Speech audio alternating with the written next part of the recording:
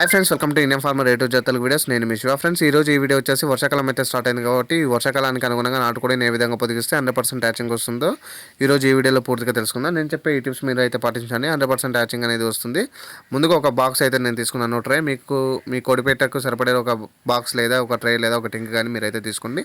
అదేవిధంగా ఒక బౌల్లో వాటర్ అయితే తీసుకున్నాను ఫ్రెండ్స్. అదేవిధంగా ఇక్కడ నేను పక్కన 13 ఎగ్స్ అయితే తీసుకున్నాను. ముందుగా ఈ ఎగ్స్ని వాటర్ టెస్టింగ్ అయితే చేసుకోవాల్సి అయితే ఉంటుంది ఫ్రెండ్స్. వీడియోకి వెళ్ళే ముందు మీరు ఎవరైనా మన ఛానల్కి కొత్తగా విజిట్ చేస్తే ప్లీజ్ సబ్స్క్రైబ్ చేసుకొని పక్కన ఉన్న బెల్ ఐకాన్ ఆన్లో పెట్టుకోండి. అంతేకాకుండా ఒక లైక్ అయితే చేయండి. మీరు లైక్ చేయడం వల్ల మన వీడియో ఇంకొంతవరకు అయితే సజెషన్ అయితే అవుతుంది. లేట్ చేయకుండా అయితే వీడియోకి అయితే వెళ్దాం ఫ్రెండ్స్. ఇక్కడ చూసారు కదా, మనం తీసుకున్న బౌల్లో ఒక వాటర్ బౌల్లో అయితే మనం ఎగ్స్ని అయితే వాటర్ టెస్టింగ్ అయితే చేసుకోవాల్సి అయితే ఉంటుంది. ముందుగా ఇక్కడ మీరు చూసినట్లయితే ఫ్రెండ్స్, మనకి ఏవైతే ఈ ఎగ్స్ని వాటర్ టెస్టింగ్ చేసుకోవడం వల్ల ఉపయోగాలు ఏంటంటే, మనం ఏవైనా కోడికి పొదిగించుకునే గుడ్లు మనకి ఖరాబ్ అయినాయా లేదా చెడిపోయినాయా అని తెలుసుకోవడానికి ఈ వాటర్ టెస్టింగ్ అనేది చాలా ప్రాముఖ్యత వహిస్తుంది. చాలామంది ఎందుకంటే నిన్న మొన్నటి వరకు ఎండలు చాలా వరకు అయితే ఉన్నాయి కాబట్టి మనకి గుడ్లు అనేవి వాటర్ టెస్టింగ్ చేయడం వల్ల మనకి ఏవైతే పనికొచ్చే ఎగ్స్ ఉంటాయి హ్యాచింగ్ చేసుకోవడానికి అవి మాత్రం నీటి అడుగు భాగంలో తేలుతాయి. మిగతా గుడ్లు అనేవి ఏవైతే ఒకవేళ ఖరాబ్ అయి ఉంటే ఆ ఎగ్స్ అని మనకి వాటర్ పై భాగంలో తేలిపోతాయి అన్నమాట ఫ్రెండ్స్. మనకి వాటర్ టెస్టింగ్ అయితే అయిపోయింది. మనకి ఒక గుడ్డు కూడా ఖరాబ్ అయితే కాలేదు. ఇప్పుడైతే మనం నెక్స్ట్ ఎలా ప్రిపేర్ చేసుకోవాలో తెలుసుకుందాం ఫ్రెండ్స్. ఇక్కడ చూసారు కదా ఫ్రెండ్స్, మనకైతే ఇది మామూలుగా వర్షాకాలం రెయిన్ సీజన్ కాబట్టి కొంచెం వరకు ఈ దుర్గాలు వస్తున్నాయి. అంతేకాకుండా చలి కూడా బాగానే ఉంది కాబట్టి నేనైతే వరిగడ్డిని అయితే వాడుతున్నాను. ఇంతకుముందు ఇసుక అయితే యూజ్ చేసేది ఫ్రెండ్స్. ఈ ఎండాకాలంలో ఈ ఇసుక యూజ్ చేసినా కూడా ఫలితం అనేది చాలా తక్కువగా ఉంది. ఎందుకంటే పైనుంచి వచ్చే హీట్ కన్నా ఈ హీట్కి ఇసుక వేయడం వల్ల ఇంకా హీట్ ఎక్కువయ్యి గుడ్లు అనేవి పాడైనాయి. కాబట్టి నేను ఈసారి ఈ వర్షాకాలం స్టార్ట్ అయినాగానే నేను ఎప్పుడు వరిగడ్డే యూజ్ అయితే చేస్తుంటాను.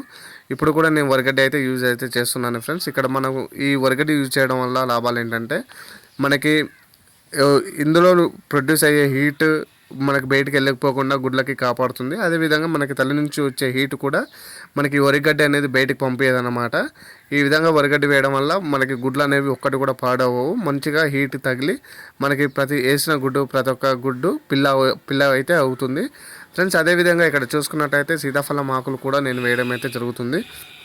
ఈ సీతాఫలం ఆకులు ఎందుకు వేస్తున్నానంటే, మనకి ఈ కోడి మనకి ఒక్కొక్కసారి మనకి ఈ ట్రైలో నుంచి లేదా బాక్స్లో నుంచి లేదా ట్యాంకులో మనం పొదిగించినట్టయితే ఏదైనా మనకి కోడి కిందికి పైనకి దిగుతుంది కదా ఆహారం తినడం కోసం. అలాంటి టైంలలో మనకు ఆ కోడి ఎక్కినప్పుడు దిగినప్పుడు ఒక్కొక్కసారి గుడ్లు అనుకోకుండా పగిలిపోతాయి. అలాంటి టైంలో ఆ గుడ్లు పగిలిపోయినప్పుడు ఆ కోడిపేను అనేది పడుతుంటుంది. ఈ కోడిపేను పడకుండా ఉండాలంటే సీతాఫలం ఆకులు వేయడం వల్ల ఆ స్మెల్కి కొంతవరకు అయితే కోడిపేనాన్ని నివారించుకోవచ్చు ఫ్రెండ్స్. ఇక్కడ చూసారు కదా, మనకి నెక్స్ట్ ప్రిపేర్ అయితే అయిపోయింది.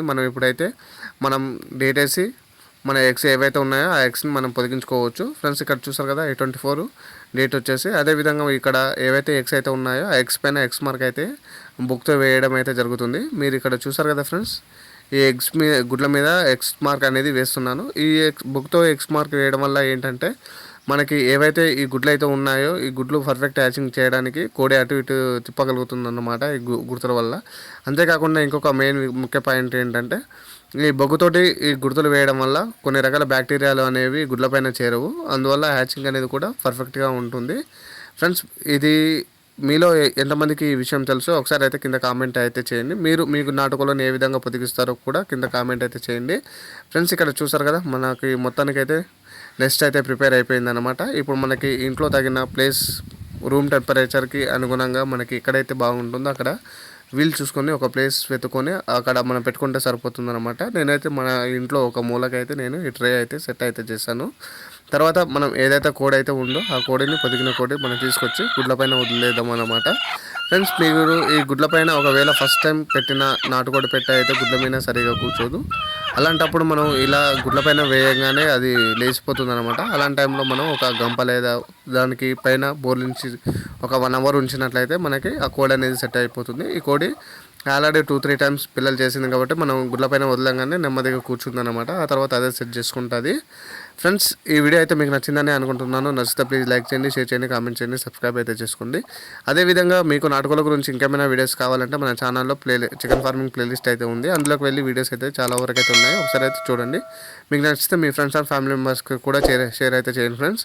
Thank you watching this video. జై హింద్. మరొక వీడియోలో మళ్ళీ కలుద్దాం. ఇలాంటి వీడియోస్ కోసం మన ఛానల్ని సబ్స్క్రైబ్ అయితే చేసుకోండి ఫ్రెండ్స్. ప్లీజ్ ఇలానే మీరు సపోర్ట్ చేయండి. మీ ఫ్రెండ్స్ అండ్ ఫ్యామిలీ మెంబర్స్కి మీకు వీలుంటే షేర్ అయితే చేయండి. Thank you watching this video. జై హింద్. Bye bye.